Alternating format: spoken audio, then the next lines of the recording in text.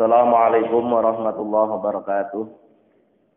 Bismillah, alhamdulillah, salatu wassalamu ala rasulillah Sayyidina wa maulana Muhammad ibn Abdillah la nabiyya ba'dah wa ala alihi wa man tabi'ah minat dunya ilal qiyamah. La haula wa la quwata illa billah amma ba'du. Hadirin ma'asyiral muslimin hafizakumullah, melanjutkan beberapa kisah yang jadi bahan renungan agar dalam diri kita muncul rasa khauf dan rojak. Amataro, apakah kalian belum tahu? Ashabul Kahfi, kisah tentang Ashabul Kahfi. Kisah Ashabul Kahfi ini ada di dalam Al-Quran, tepatnya dalam surah Al-Kahfi, di awal surah.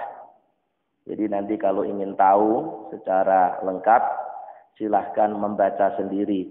Ya, ada di tafsirnya. Kalau diterjemahnya ya ringkas.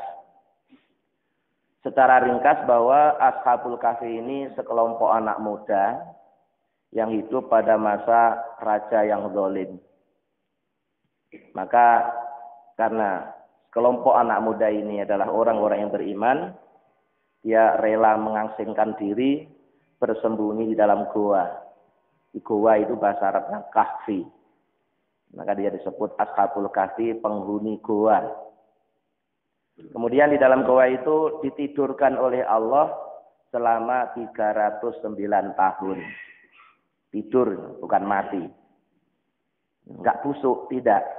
Karena oleh Allah diberikan kemuliaan, yaitu tubuhnya setiap hari dibolak-balik. Ditidurkan selama 309 tahun. Itu ketika bangun itu perasaannya kayak cuma tidur setengah hari. Karena kebetulan tidurnya itu pagi atau agak siang, terus bangunnya itu pas sore. Nah, bangun terus terasa lapar, ya nyuruh salah satu temannya untuk beli makanan ke kota. Ya pesan hati-hati nanti ketangkep loh. Karena rajanya zalim.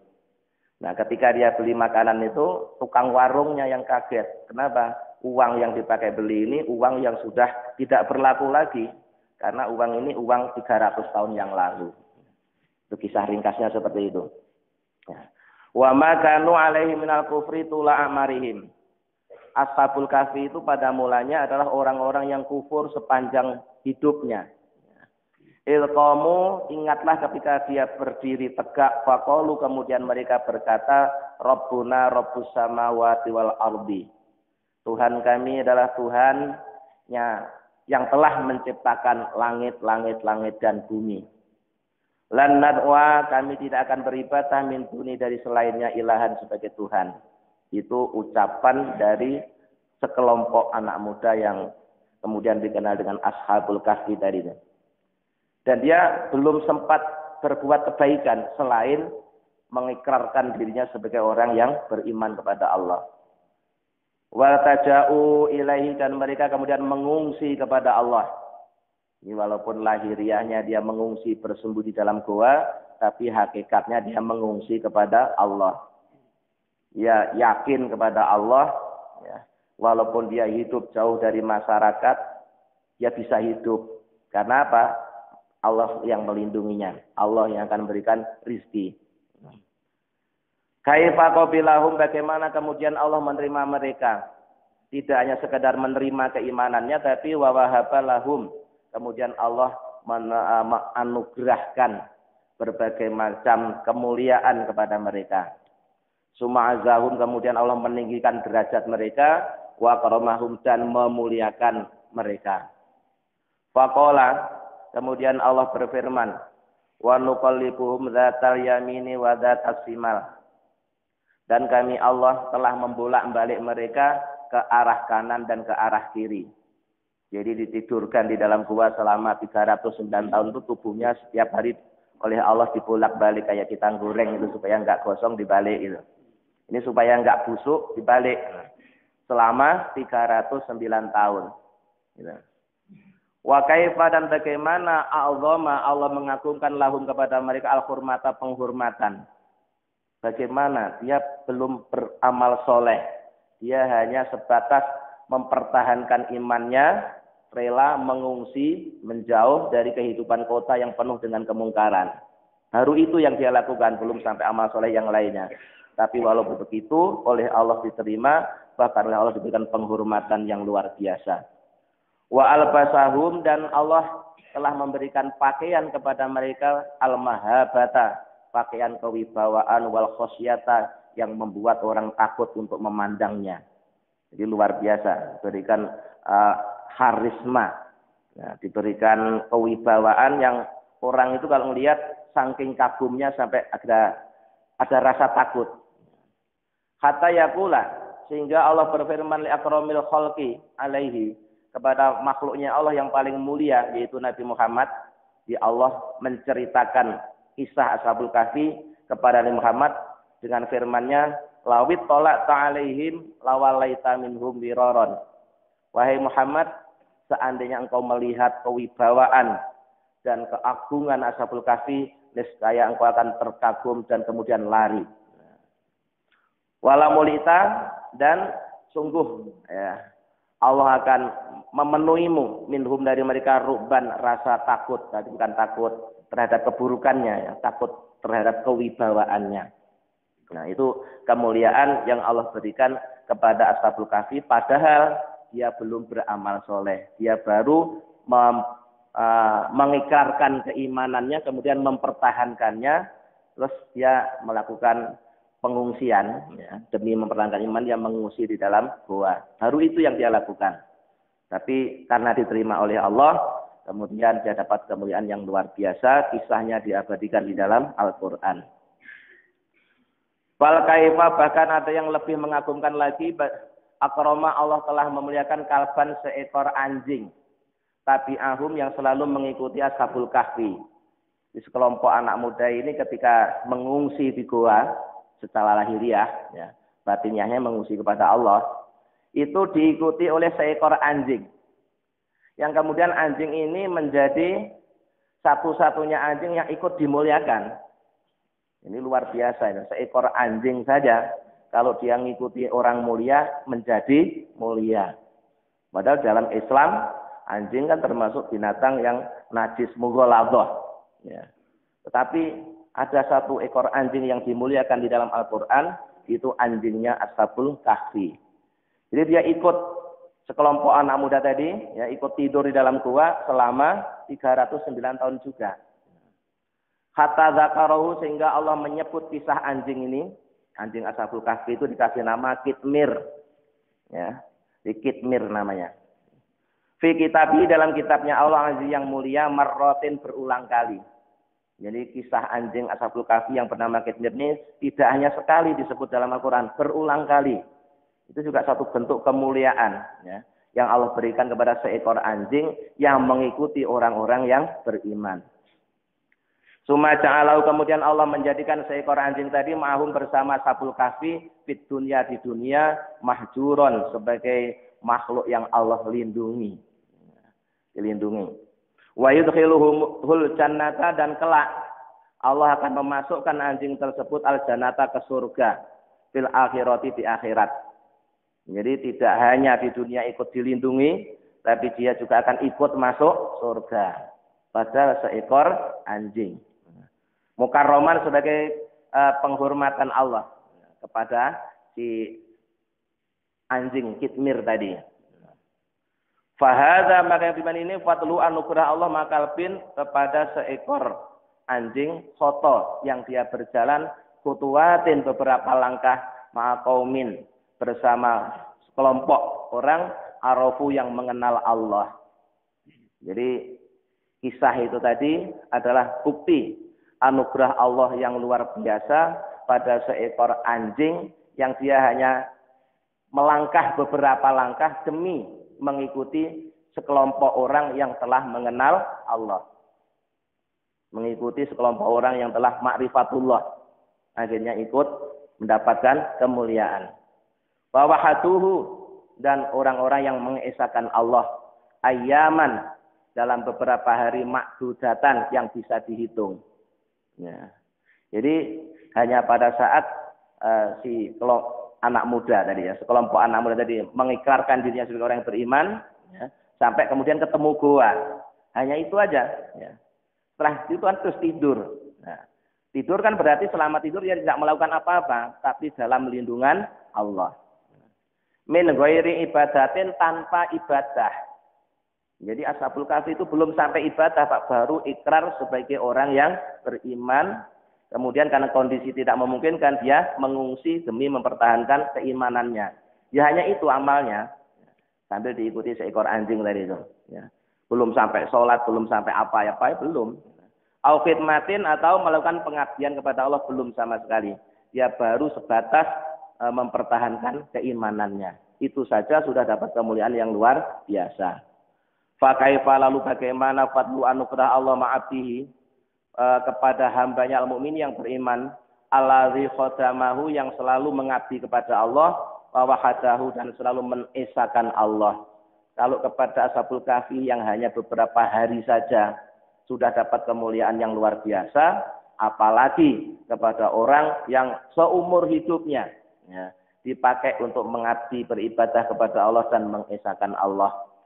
Wa abadahu, dan beribadah kepada Allah sab'ina sanatan, selama 70 tahun.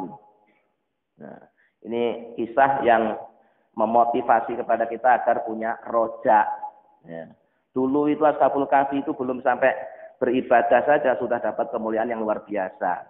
Apalagi ya, umat Nabi Muhammad yang dikasih umur 70 tahun ya, untuk beribadah dan mengesahkan Allah, tentu nilainya jauh lebih tinggi daripada Ashabul Kahfi.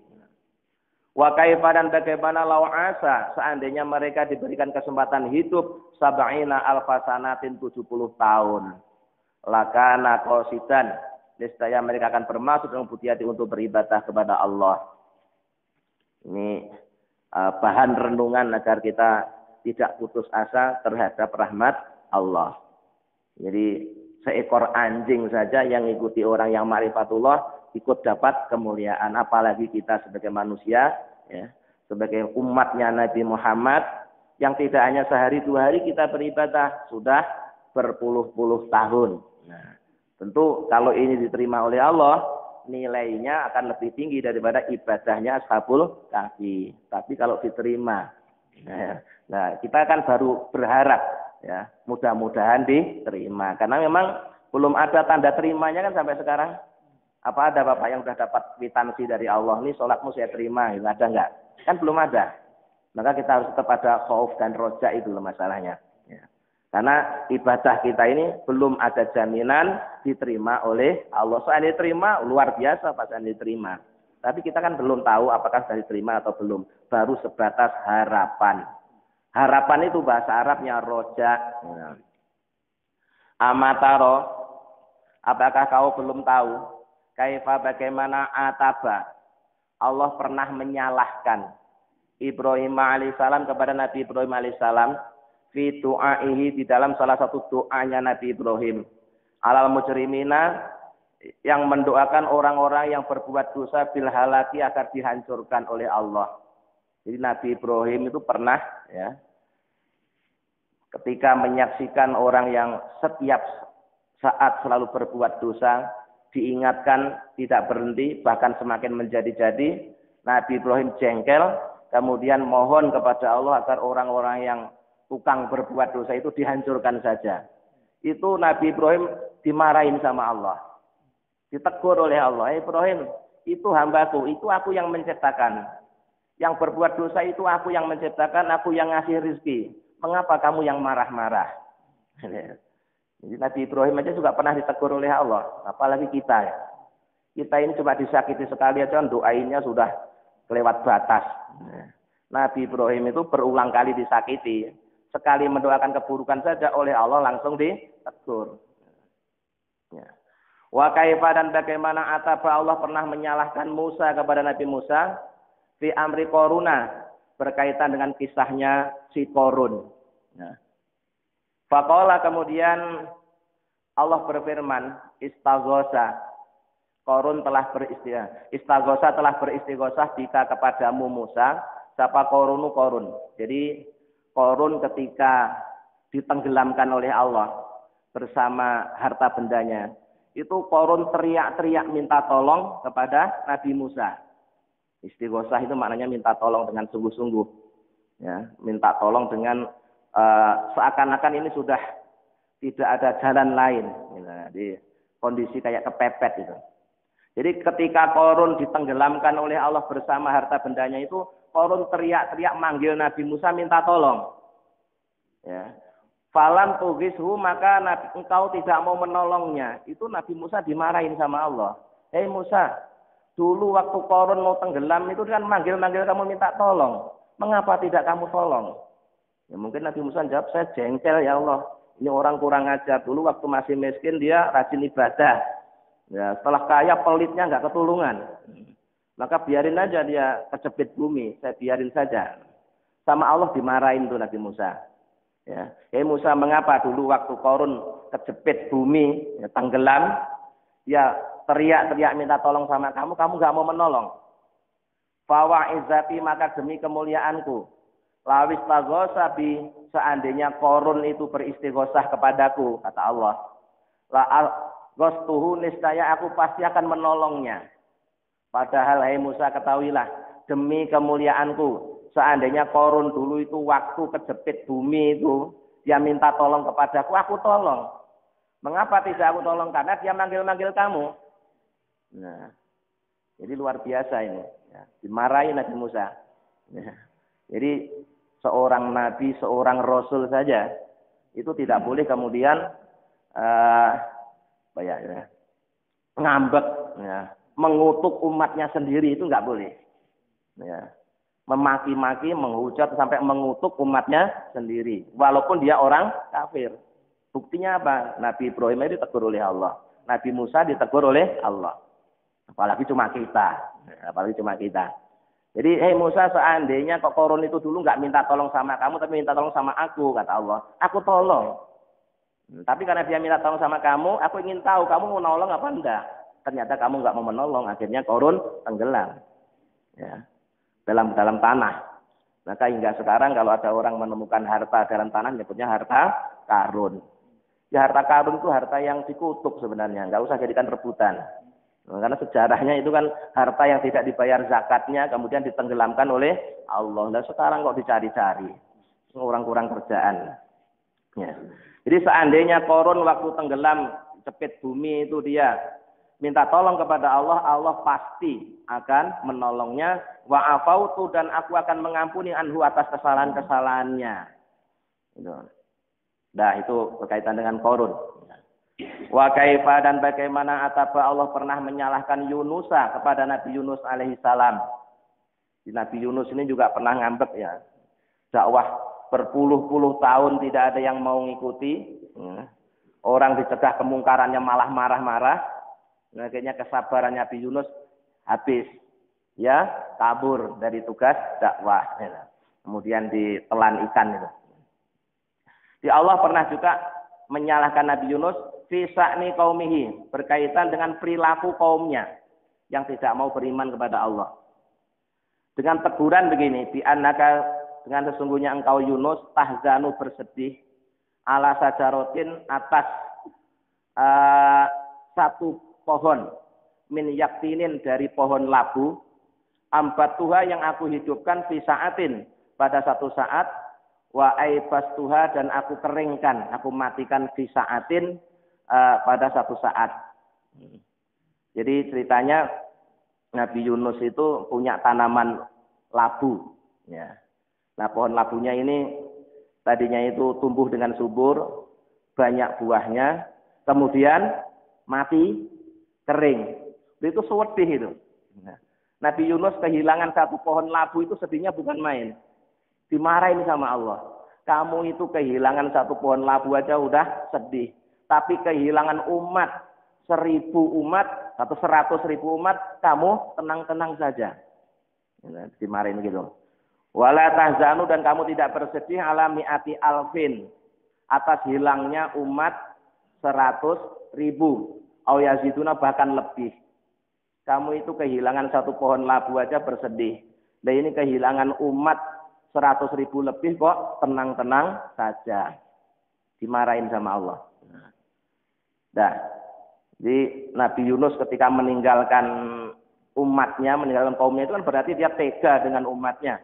Yang barangkali jumlah umatnya lebih dari 100.000. Lu kemarin kehilangan pohon labu aja bersedih, kok sekarang kamu tega meninggalkan umatmu yang jumlahnya 100.000 lebih. Dah. Summa kaifa, kemudian bagaimana Qabila, ya. Allah menerima udrohum, alasan yang dikemukakan oleh kaumnya Nabi Yunus. Wa sarafa, dan Allah membelokkan azabahu, siksanya al-azima yang agung, anhum, dari kaumnya Nabi Yunus. Justru semestinya ketika itu, ya, kaumnya Nabi Yunus harusnya tertimpa oleh musibah, oleh azab Allah yang dahsyat. Tapi karena mereka ada yang bermohon kepada Allah menyatakan alasannya, itu ternyata langsung diterima oleh Allah. Ya, di alasan dari kaumnya Nabi Yunus diterima oleh Allah sehingga mereka terselamatkan dari azab yang Allah timpakan kepada mereka. Sementara Nabi Yunus dihukum, yaitu dipenjara dalam perut ikan selama 40 hari. Sementara umatnya diselamatkan oleh Allah. Ba'da adallahum, setelah Allah menyesatkan mereka. Jadi Allah itu gampang membuat orang itu beriman atau tidak beriman. Maka kita harus hati-hati. Ya. Kalau hari ini kita ditakdirkan oleh Allah jadi orang beriman, terus ketemu orang kafir, jangan benci sampai kelewat batas. Karena bisa jadi nanti dibalik. Yang kafir itu tiba-tiba oleh Allah jadikan orang beriman, kita yang beriman jadi orang kafir. Na'udzubillah min dzalik. Itu banyak kok kasus seperti itu, banyak. Ya. Yang tadinya beriman berubah jadi kafir, yang kafir berubah jadi beriman. Coba Bapak baca lagi kisahnya Umar bin Khattab itu dulu bagaimana dengan Rasulullah. Ya, kemana-mana bawa pedang ingin membunuhnya. Tapi begitu oleh Allah balik hatinya. Jadi orang yang beriman, dia menjadi orang yang sangat mencintai Rasulullah. Makanya yang kita benci itu bukan orangnya, kekafirannya saja. Itu pun juga tetap ada batas-batasnya. Jangan sampai kelewat batas. Karena kalau sampai kelewat batas, nanti oleh Allah bisa jadi dibalik.